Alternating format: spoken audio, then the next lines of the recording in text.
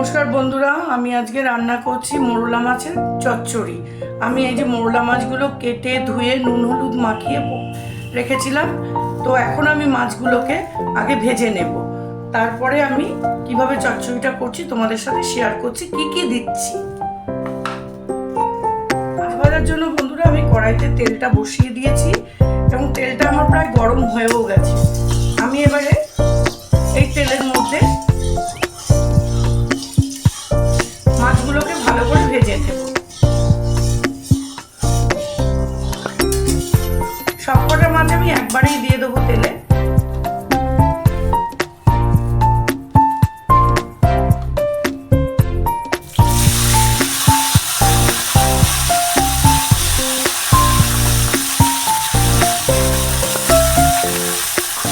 মাছগুলো একটু ভালো করে ভেজে নেবো মুচমুচে করে।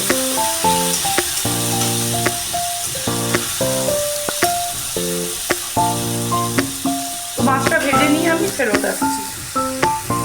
মাছটা দেখো বন্ধুরা আমার ভাজা হয়ে গেছে। মাছটাকে এরকমই ভাজতে হবে, যেহেতু এটা ছোটো মাছ, ওই জন্য মাছটাকে আমি তুলে নেবো এবারে।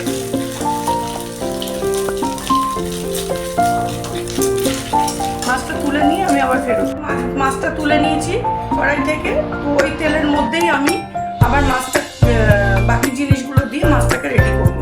তো মাছটা দেখে নাও বন্ধুরা, এইরকম ভাজাটা করেছি, আমি নাবিয়ে নিয়েছি করে। এবার আমি এখানে মাছটা রান্না করবো বলে 4টে কাঁচা লঙ্কা আমি ফোড়নে দিয়ে দিচ্ছি, আর দিয়ে দিচ্ছি একটু কালো জিরে। এবার আমি দেখাচ্ছি, দেখো এখানে আমি 3টে পেঁয়াজ কুচিয়ে রেখেছিলাম ছোট সাইজের। এই রান্নাটাতে একটু পেঁয়াজটা বেশি লাগবে, তো এই পেঁয়াজটা এবার আমি তেলে দিয়ে দিলাম।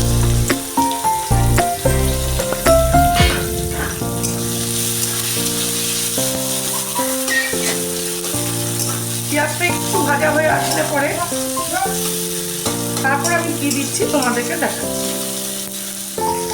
দেখো পেঁয়াজটা আমার এইরকম পর্যায়ে ভাজাটা হবে, কারণ এর মধ্যে যে আমি একটা আলু ছোট ছোট করে একদম জিরি করে কুচিয়ে রেখেছিলাম, এই আলুটা এবার দিয়ে দেবো। এই আলুটা দিয়ে পেঁয়াজটা দিয়ে খুব ভালো করে ভাজবো। ঠিক আছে, একদম সরু সরু করে কেটে রেখেছিলাম।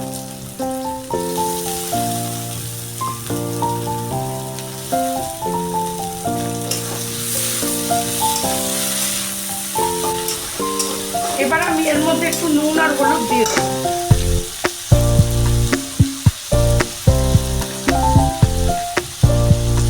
দিয়ে দিচ্ছি অল্প করে একটু লবণ।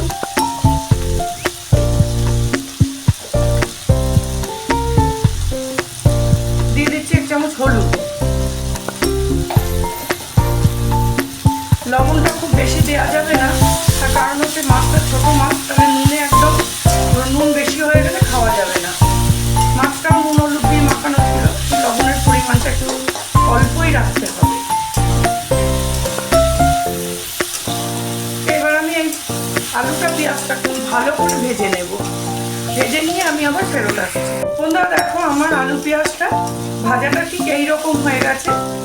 এই পর্যায়ে ভাজাটা হওয়ার পরে আমি এর মধ্যে দিয়ে দিচ্ছি, এখানে রেখেছি আমি 1 টেবিল চামচের মতো ধনিয়া গুঁড়ো আর কাশ্মীরি মরিচ 1/2 টেবিল চামচ।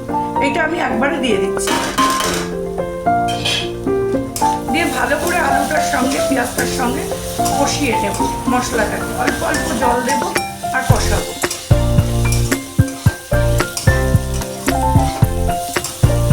তো আমি একটু কষিয়ে নিই, তারপর আবার ফেরত আসবো। দেখো আমি এর মধ্যে জল দেবো এখন, একটু অল্প করে জল দিয়ে বারবার করে একটু জল দিয়ে এটাকে ভালো করে মশলাটা কষাবো আলু পেঁয়াজের সাথে। একদম আলুটাও সেদ্ধ হয়ে যাবে, পেঁয়াজটাও হয়ে যাবে। তো একদম ভালো করে কষিয়ে নেবো, অল্প অল্প জল দিয়ে কষাতে হবে।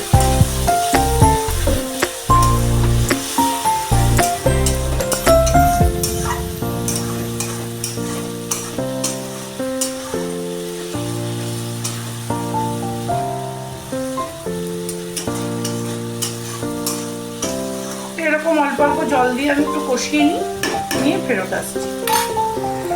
দেখো আমার মশলাটা ভালো করে কষানো হয়ে গেছে এবং আলুটাও খুব ভালো করে সেদ্ধ হয়ে গেছে। মশলা থেকে পুরো তেল ছেড়ে দিয়েছে, দেখেছো? এবারে আমি মাছটা দিয়ে দেবো আর সামান্য জল দেবো, দিয়ে ভালো করে একদম শুকনো শুকনো করে নামাবো।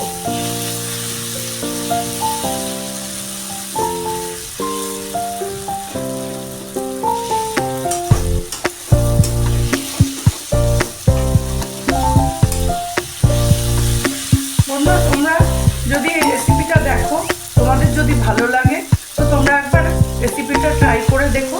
খুব টেস্টি হয় এবং এক থালা ভাত খাওয়া হয়ে যায় এই মোরলা মাছের এই চচ্চড়িটা দিয়ে। এবার আমি মাছটা দিয়ে দিচ্ছি।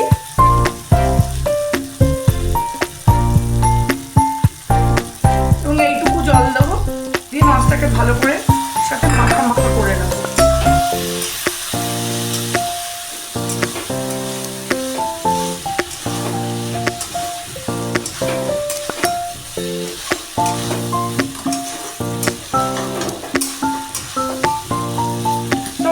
আরেকটা জিনিস দেওয়া যেত, সেটা আমার কাছে নেই বলে আমি দিতে পারলাম না বন্ধুরা, সেটা হচ্ছে ধনেপাতা। নামানোর আগে একটু ধনেপাতা কুচি ছড়িয়ে দিলে এটা দারুণ একটা ফ্লেভার আসতো এবং খেতে আরও বেশি অসাধারণ লাগতো। তো যেহেতু ওটা আমার কাছে নেই তাই আমি দিতে পারিনি। তো তোমাদের কাছে থাকলে তোমরা দিও, এই রেসিপিটা ট্রাই করো।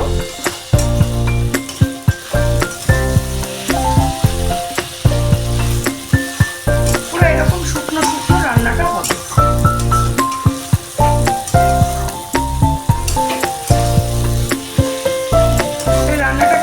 সার্ভিং বলে সার্ভ করে নিয়ে তারপর আবার ফেরত আসছি তোমাদের কাছে। এই দেখো পুরো একদম শুকনো হয়ে গেছে, ঠিক আছে বন্ধুরা?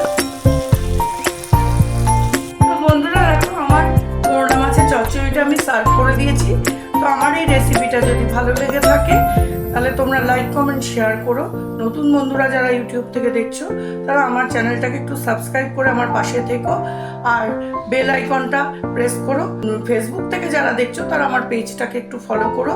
তো বন্ধুরা, সিম্পল অসাধারণ যে রেসিপিটা তোমাদের কীরকম লাগলো আমাকে একটু কমেন্ট করে জানিও। আজকে আসবো আগামীকাল আবার নতুন কোনো রেসিপি নিয়ে। টাটা।